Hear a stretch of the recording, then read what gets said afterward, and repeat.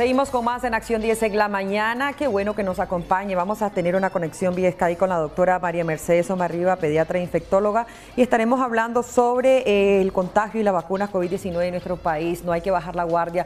Es una pandemia que está latente a nivel mundial, a nivel internacional también. Se han dado las aplicaciones de diferentes vacunas. En nuestro país no ha sido la excepción. Vamos a estar conversando también ese intervalo, si es entre 21 o 90 días. ¿Cómo es ese periodo de vacunación también, si podría esa vacuna apoyar a esas personas de la tercera edad, pacientes crónicos? Pero todo esto lo vamos a abordar con la doctora Omarriba. Muy buenos días, gracias por acompañarnos, doctora. Buenos días, ¿cómo están? Gracias por la invitación y la oportunidad de compartir los conocimientos. Sí, hablábamos un poco sobre esa cantidad, primeramente que todavía es latente el COVID-19, no solo en Nicaragua, sino en todos los países, y ahora con el hongo negro, que es otra de las variantes que podría estarse presentando. Esperemos que nuestro país, Dios siempre nos proteja, doctora, pero quizás hacemos un breve resumen en relación a esto y luego lo que tiene que ver con el periodo de vacunación y el lapso que se debe esperar entre una y otra dosis, doctora. Bueno, en primer lugar, sabemos que el contagio pues continúa, ¿verdad?, elevándose, y si nosotros analizamos los datos del Ministerio de Salud, que es publicado por el 19 Digital, que lo puede ver cualquier persona los días martes, y se ve en las últimas 4 semanas el ascenso del número de casos. Igual cuando observamos los datos del Observatorio Ciudadano, también vemos el número de ascenso de casos. ¿Qué quiere decir esto? Que seguimos en Nicaragua y también en el mundo entero aumento del número de contagios, a excepción de aquellos países que han avanzado enormemente con la vacunación, que han disminuido la cantidad de contagios, la cantidad de casos. Y en resumen, pues tenemos que seguirnos cuidando, previniendo, como siempre lo hemos venido diciendo el Comité Científico Multidisciplinario, a la población nicaragüense.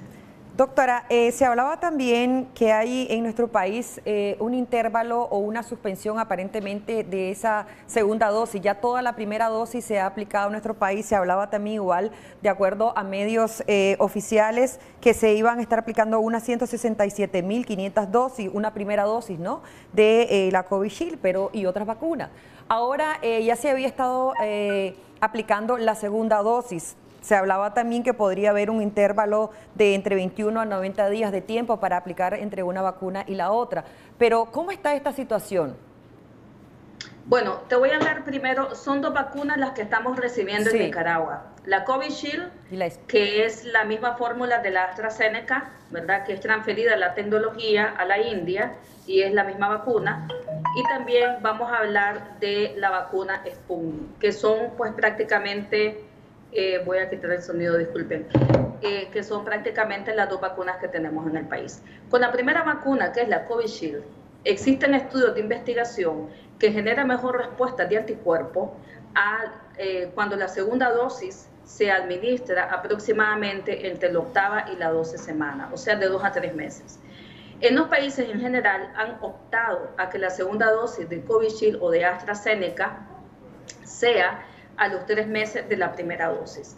Eso es un estudio publicado internacionalmente que se conoce, que aumenta el número de anticuerpos, la defensa, la efectividad también, que la efectividad es cuántas personas se infectan, cuántas personas van al hospital, cuántas personas se mueren. Eso es efectividad, ¿verdad?, de una vacuna, evitar eso. Entonces, esa es la Covishield. En eso hay publicaciones científicas. Ahora nos vamos al Sputnik, que fue lo que prácticamente llamó la atención, porque cuando las personas se fueron a administrar la primera dosis, que a estas personas les tocó, los mayores de 55 años de edad, dijeron que tenían que regresar a las 3 semanas.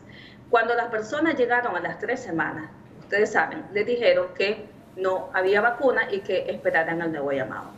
Posteriormente, la vicepresidenta de la República dijo que la dosis iba a estarse administrando, la segunda dosis, a los 3 meses de la primera dosis. Entonces, ¿qué ha pasado con esto? Esto es lo que voy a explicar en este momento.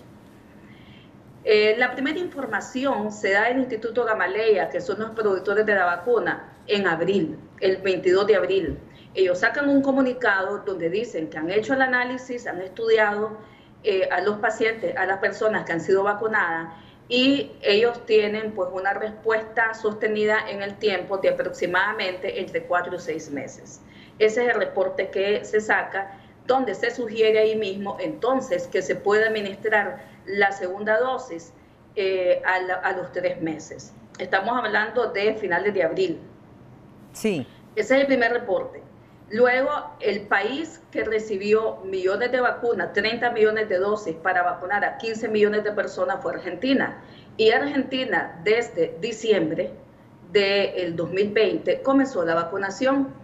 Pero el Ministerio de Salud, específicamente de Buenos Aires, lo que corresponde a Buenos Aires, comenzaron estudios de investigación desde ese momento. Y hay un reporte del 2 de junio donde ellos analizan el primer estudio, ya digamos, latinoamericano, que no es de Rusia, sino que es de latinoamericano, se da en Argentina, que está en este momento sometido para ser publicado. ¿Qué dice este estudio de Argentina? Que para nosotros, pues el Comité Científico Multidisciplinario, es muy importante tener también pues otros datos y siempre estamos investigando en este sentido. Lo que dice es que después de la primera dosis tiene, y lo voy a leer pues literalmente, el estudio de Argentina fue realizado en 40.387 personas. Este estudio reporta una efectividad del 78.6% para evitar casos de COVID-19. Tiene una efectividad del 85% para evitar muertes. Estamos hablando con la primera dosis. No estamos hablando de las 2 dosis, solo la primera dosis del Sputnik. Y tiene un 88% de efectividad para reducir hospitalizaciones. Esta información la ofrece, la da o la publica el Ministerio de Salud de Argentina. ¿Qué quiero decir con esto? Que tenemos datos latinoamericanos que soportan que la primera dosis da muy buena respuesta, es efectiva la vacuna y que hay que tener confianza. O sea, no quisiéramos que en la población pasara lo siguiente, que como no me pusieron la segunda dosis, a las 3 semanas yo voy a desconfiar de esta dosis, no sé qué es lo que está pasando. Entonces, aquí estamos también el Comité Científico Multidisciplinario para respaldar estos conocimientos que han sido publicados a nivel internacional. Y por último, hay un diseño de investigación de cómo funciona la vacuna Sputnik, que ese diseño de investigación tiene varias fases. La primera fase, el primer reporte, va a ser publicado según el diseño del estudio de la primera dosis en diciembre del 2021. Y van a finalizar el estudio en el 2022. O sea que este estudio está corriendo a nivel internacional. No tenemos publicaciones científicas, por ejemplo, en revista por The Lancet, donde se publicó el estudio del Sputnik, el primer estudio del Sputnik, donde más de 3.000 personas fueron estudiadas. No tenemos esas publicaciones científicas publicadas en este momento. Lo que tenemos es el reporte del Ministerio de Salud de Argentina, que son datos serios.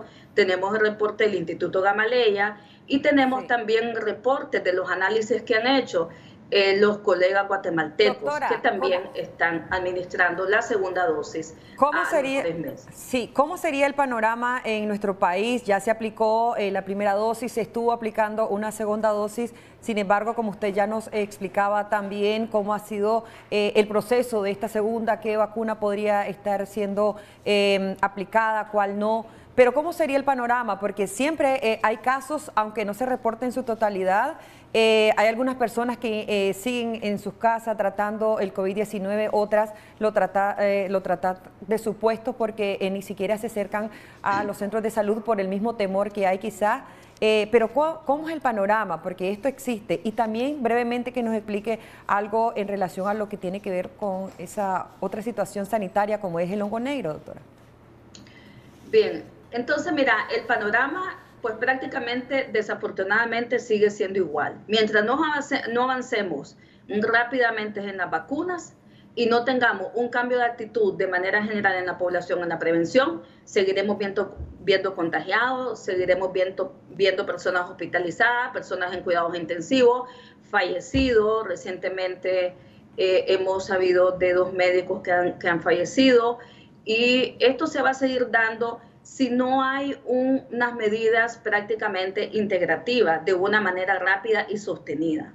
Mientras no exista eso, lo único que nos queda en realidad es seguirnos cuidando, usar la mascarilla ajustada todo el tiempo, la careta facial si es posible, el lavado de manos frecuentemente, no tocar los ojos, la nariz y la boca, eso lo hemos dicho muchas veces, el distanciamiento físico de 2 metros.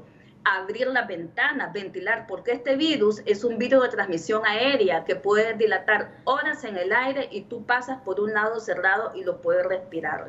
Entonces hay que ventilar. Y por último, vacunarse. Correcto. En conclusión, pues seguimos prácticamente igual. El porcentaje de población en este momento vacunada es baja en lo que se requiere, ¿verdad? Que se tiene que llegar a más del 70% para poder sentir ese impacto de que los contagiados vienen totalmente en descenso, igual las personas graves y las personas en cuidados intensivos. Muchísimas gracias. En cuanto al hongo negro, sí. El hongo negro, ¿quieres saber del hongo negro? Bueno, el hongo negro, se ha diseminado mucho esta información porque ahora con la COVID-19 hay más gente enferma que tienen el sistema inmunológico deprimido.